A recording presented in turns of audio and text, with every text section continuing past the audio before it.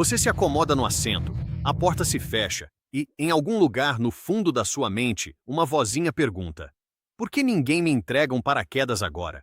Você está prestes a estar a 6 milhas acima do solo dentro de um tubo de metal.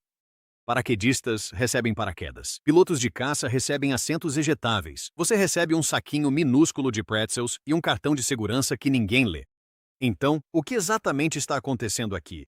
É proibido o uso de paraquedas em aviões? Alguém já sobreviveu a um salto de um jato em pleno voo? Será que os pilotos têm paraquedas e simplesmente não te contam? E por que a matemática por trás de toda essa ideia acaba sendo meio sombriamente hilária? A questão é a seguinte: a ideia do paraquedas parece completamente lógica. Aviões caem. Os paraquedas salvam paraquedistas. Portanto, paraquedas em aviões significam vidas salvas. É o mesmo cérebro que lhe diz que, se você cair em areia movediça, deve nadar para fora. Parece certo, faz sentido, mas está completamente errado. A lógica não é burra, só está faltando uns 12 fatos cruciais, e o primeiro deles nem é sobre paraquedas. Mas aqui está o primeiro problema, e não é o que você pensa. Um jato comercial voa a cerca de 925 km por hora. Um paraquedista salta de um avião a 145 km/h. É uma grande diferença. É como comparar uma bicicleta a um carro de corrida. A 925 km por hora, a força do vento do lado de fora de uma porta aberta não pareceria uma brisa. Seria como ser atingido por um caminhão, não uma vez, mas repetidas vezes antes mesmo de você sair do avião. Seu corpo seria lançado de lado no momento em que você chegasse perto da abertura. E aqui está outra questão. A porta nem sequer pode ser aberta na altitude de cruzeiro. A pressão do ar dentro da cabine é muito maior do que a do lado de fora, o que significa que a porta está sendo pressionada para ficar fechada por milhares de quilos de força. Você não consegue abri-la, então o paraquedas nem importa porque nem daria para sair sequer. E se o avião desacelerasse primeiro, mesmo em velocidade segura, você estaria a 35 mil pés de altitude, ou seja, 10,6 quilômetros de altura. O Monte Everest, a montanha mais alta da Terra, atinge o pico a 29 mil pés. Os aviões voam acima disso. Você estaria saindo para um ar tão rarefeito que perderia a consciência em cerca de 60 a 90 segundos sem uma máscara de oxigênio. A temperatura lá fora é em torno de menos 60 graus Fahrenheit. Isso é frio o suficiente para causar queimaduras pelo frio em menos de um minuto. Mesmo paraquedistas militares treinados que fazem saltos em alta altitude, chamados de saltos ralo, passam meses se preparando e usam sistemas completos de oxigênio, trajes pressurizados e roupas térmicas. Você está de cardigan e meias de aeroporto. Um paraquedas ainda é o menor dos seus problemas. Mas é aqui que a coisa fica insana. Mesmo que você resolvesse o problema da velocidade e da altitude, ainda estaria cometendo um erro fatal no seu raciocínio. A aviação comercial é uma das formas mais seguras de viajar já inventadas.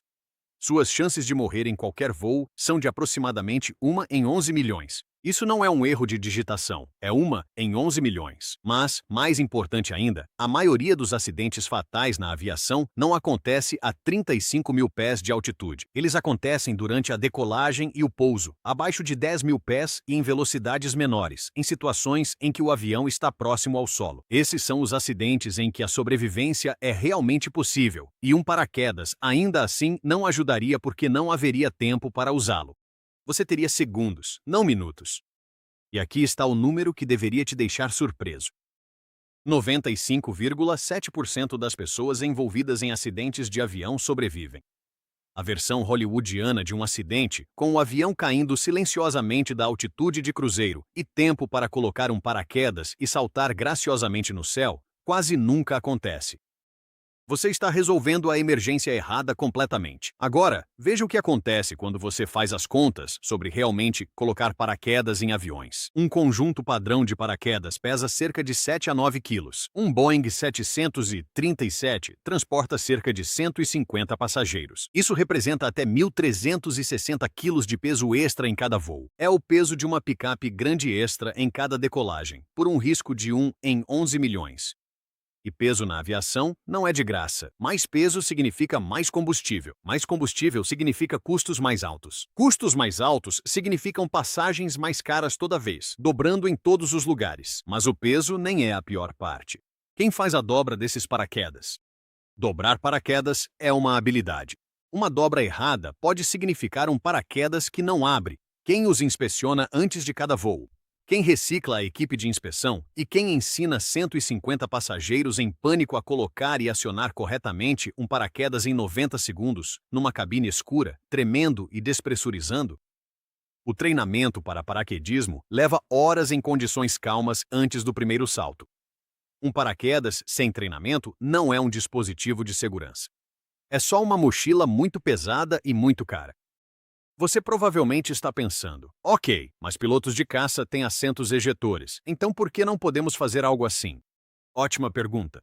Pilotos de caça realmente têm assentos ejetores, mas esses são jatos militares monoposto com sistemas de escape explosivos especialmente projetados que disparam o piloto para fora da aeronave automaticamente. Cada assento ejetor custa mais de US$ 1 milhão por assento.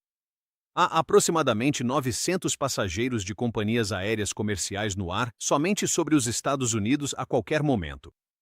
Escalonar a tecnologia de ejeção para a aviação comercial não seria apenas caro, seria tão caro que voar se tornaria algo acessível apenas para os muito ricos.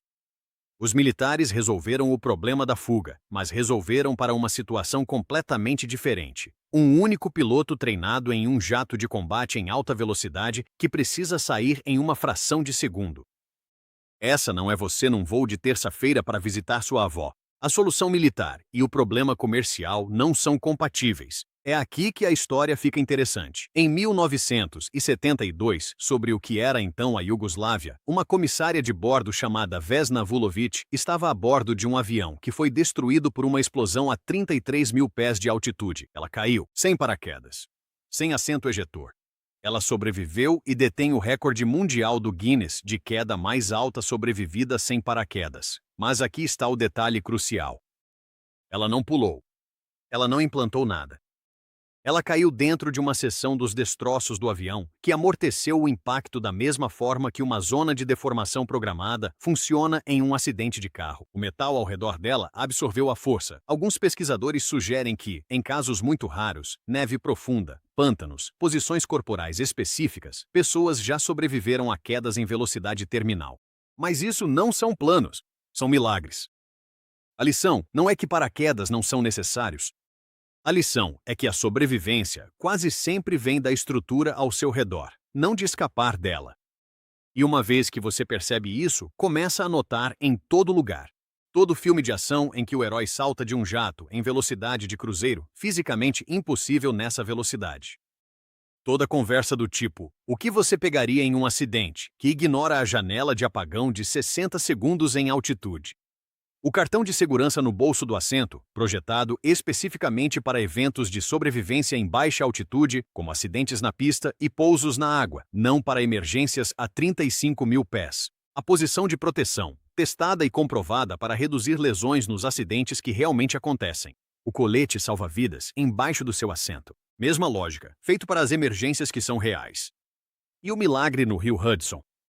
Todos sobreviveram porque o piloto controlou a descida e pousou o avião na água. Ninguém pulou. Documentários de investigação de acidentes aéreos. Se você assistir com atenção, quase todo episódio termina com a maioria ou todos os passageiros sobrevivendo por causa da estrutura da aeronave, e não apesar dela. As máscaras de oxigênio que caem do teto, elas descem quando a pressão da cabine cai abaixo de 14 mil pés, dando aos pilotos de 15 a 20 minutos para descer até o ar respirável. Elas não estão lá para que você possa respirar enquanto pula. Elas estão lá para que você permaneça consciente enquanto o avião te salva. Até mesmo a luz de advertência de pressão da cabine no cockpit existe porque a altitude é o perigo silencioso, não a queda. Todo o sistema é construído em torno de uma ideia: manter o avião voando e, se ele não puder voar, controlar como ele para. Nada disso significa que voar é imprudente. Significa o oposto. Engenheiros da aviação passaram décadas descobrindo quais emergências realmente acontecem, com que frequência elas ocorrem e o que realmente as resolve. Impactos com pássaros, falhas de motor, problemas hidráulicos, ultrapassagens de pista. Esses são reais. Esses têm soluções reais. A lacuna do paraquedas existe não porque ninguém pensou nisso, mas porque o problema que ele resolve quase nunca corresponde aos problemas que a aviação realmente enfrenta.